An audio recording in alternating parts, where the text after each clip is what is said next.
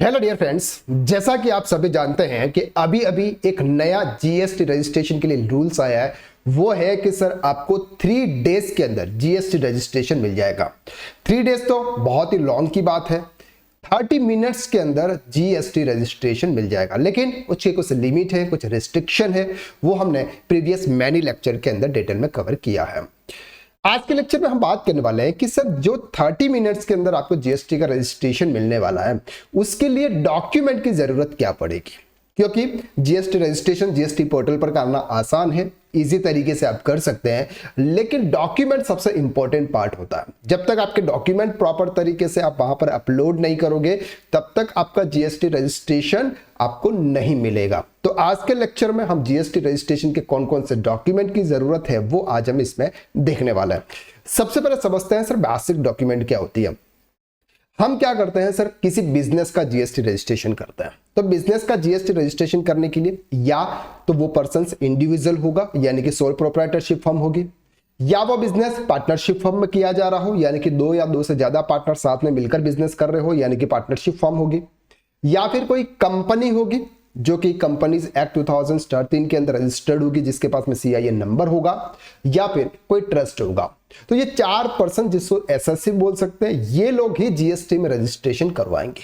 तो इसके लिए नॉर्मल डॉक्यूमेंट की जरूरत होगी सर। यहां पर सबसे पहला जो होगा वो होगा सर आपका पैन कार्ड, क्योंकि जीएसटी का जो रजिस्ट्रेशन होता है ना, वो पेन बेस होता है, यानी कि आपका एक पेन पर एक जीएसटी रजिस्ट्रेशन करा सकते हो। मैक्सिमम आप जितने भी रजिस्ट्रेशन 20 रजिस्ट्रेशन एक पेन पर आप करा सकते हो, अलग अलग बिजनेसेस के अलग अलग रजिस्ट्रेशन, लेकिन ये होगा आपका पेन बेस के आधार पर। तो सबसे इंपॉर्टेंट और मेन डॉक्यूमेंट जो है वो है आपका पैन कार्ड। तो पैन कार्ड आपका एक्टिव होना चाहिए। दूसरा लगेगा सर आपका आधार कार्ड। यहां पर आधार कार्ड की बात करते हैं, अगर इंडिविजुअल के फर्म की बात करते हैं, इंडिविजुअल फर्म में सर आधार कार्ड प्रोप्राइटरशिप का जो प्रोप्राइटर है उसका लगेगा, लेकिन सर पार्टनरशिप फर्म में आधार कार्ड किसका लगेगा, क्योंकि पार्टनर्स का तो आधार कार्ड होता नहीं है पार्टनरशिप फर्म का। तो यहां पर आपके पार्टनर्स यानी कि ऑथोरिटी जो सिग्नेटरी पर्सन्स वहां पर होंगे, उनके आधार कार्ड की जरूरत पड़ेगी। इसी तरह से कंपनी की अगर बात करें, कंपनी के जो डायरेक्टर होंगे, जो ऑथोराइज सिग्नेटरी होंगे, उनके आधार कार्ड की नीड आपको यहां पे होगी।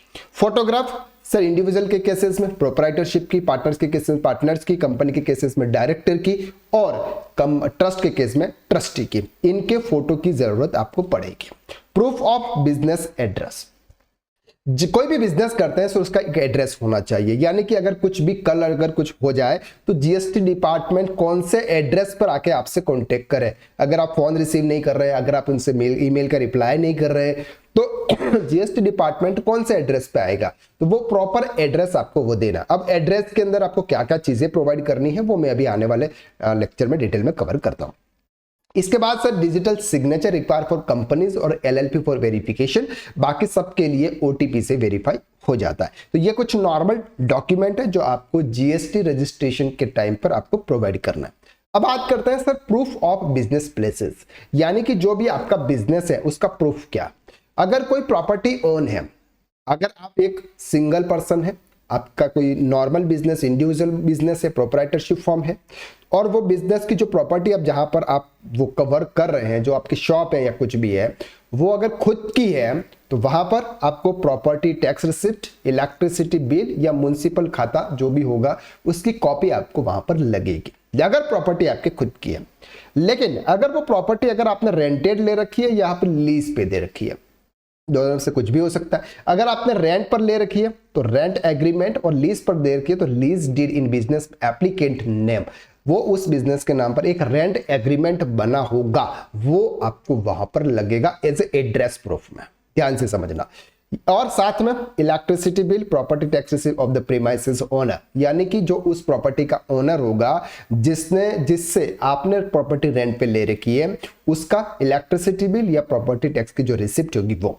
जब भी हम जीएसटी रजिस्ट्रेशन करते हैं वहां पर 2 डॉक्यूमेंट्स अपलोड करने की लिमिट होती है। तो एक आप रेंट एग्रीमेंट अपलोड कर दीजिएगा, दूसरा उस प्रॉपर्टी के पर्सन के नाम पर rent receipt, sorry electricity bill या फिर प्रॉपर्टी टैक्स रिसिप्ट आप अपलोड कर लेगा।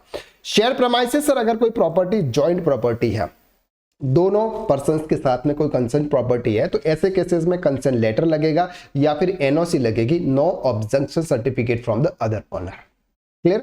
Supporting ownership proof, electricity bill और प्रॉपर्टी टैक्स रिसिप्ट जो आपके रेंटेड प्रॉपर्टी में लग रहा है एज इट इज सेम आपको वहां पे लगेगा। अब बात करते हैं sir business type wise document. हम अलग अलग बिजनेस वाइज डॉक्यूमेंट की बात करते हैं। सबसे पहले बात करते हैं sir proprietorship form. Proprietorship form आप सभी बहुत अच्छी तरीके से जानते हैं। एक पर्सन अगर कोई खुद बिजनेस कर रहा है उसको बोलते हैं प्रोप्राइटरशिप। उसका जो प्रॉफिट आएगा या लॉस होगा वो सब कुछ एक सिंगल पर्सन का होगा।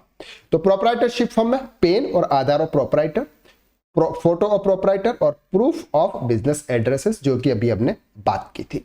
पार्टनरशिप फॉर्म के केसेस में आपको क्या लगेगा सर? पार्टनरशिप डीड और एलएलपी एग्रीमेंट आपको लगेगा।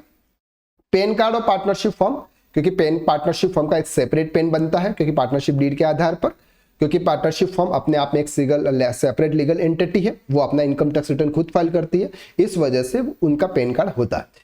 Pen and Aadhaar of all partners and designated partner, सभी पार्टनर्स के या फिर जो पर्सन सिग्नेटरी है वो उसका लगेगा। Photo of all partners, proof of business premises, authorised letter, board seal resolution, authorised one partner, authorised signatory. Clear? ये डॉक्यूमेंट लगेंगे आपके पार्टनरशिप फॉर्म या फिर लिमिटेड लायबिलिटी पार्टनरशिप फर्म के लिए। अब बात करते हैं सर प्राइवेट लिमिटेड कंपनी या फिर पब्लिक लिमिटेड कंपनी। कंपनी के केसेस में सर्टिफिकेट ऑफ इनकॉर्पोरेशन, यानी कि अगर आपने कंपनी एक्ट 2013 के अंदर रजिस्ट्रेशन करवाया एमसीए के पोर्टल पर तो आपको एक सीआईएन नंबर कंपनी का जरूर मिला होगा, वो उसका सर्टिफिकेट आपको लगेगा। मेमोरेंडम ऑफ एसोसिएशन एमओए और एओए आर्टिकल ऑफ एसोसिएशन, ये जब हम कंपनी का रजिस्ट्रेशन करवाते हैं ये दोनों डॉक्यूमेंट हमको वहां पर लगते हैं, बनाने पड़ते हैं, तो वो डॉक्यूमेंट लगेंगे। PAN card of company, PAN and Aadhaar of directors, board resolution authority, signatories of DSC और proof of principal places of business. ये डॉक्यूमेंट लगेंगे आपके प्राइवेट लिमिटेड या फिर पब्लिक लिमिटेड कंपनी के लिए। और सबसे इंपॉर्टेंट पार्ट होता है सर आधार ऑथेंटिकेशन। जब भी हम जीएसटी का रजिस्ट्रेशन कराते हैं, रजिस्ट्रेशन कराने के बाद आधार ऑथेंटिकेशन जरूर कर ले। आधार कार्ड और पैन कार्ड प्रॉपर तरीके से लिंक है। अगर हम कोई भी ओटीपी अगर सेंड करते हैं तो क्या वो उस मोबाइल नंबर पर जा रहा है या फिर नहीं जा रहा है। जब भी हम रजिस्ट्रेशन करते हैं उस समय आपको यह ध्यान रखना है कि रजिस्टर्ड ईमेल आईडी और मोबाइल नंबर आप वो ही इंटर करें जिस पर आप ओटीपी रिसीव कर सकते हैं। तो ये सबसे इंपॉर्टेंट पार्ट है। और अगर आप रजिस्ट्रेशन कर रहे हैं अपने क्लाइंट का तो क्लाइंट का ही नंबर डालें, सबसे बेस्ट रहेगा। अपना नंबर नहीं डालें, या अगर आप क्लाइंट खुद हैं तो अपना ही नंबर डालें, किसी और नंबर का नहीं डाला। तो आज के लिए बस इतना। नेक्स्ट वीडियो में फिर मुलाकात करते हैं, तब तक के लिए थैंक यू सो मच।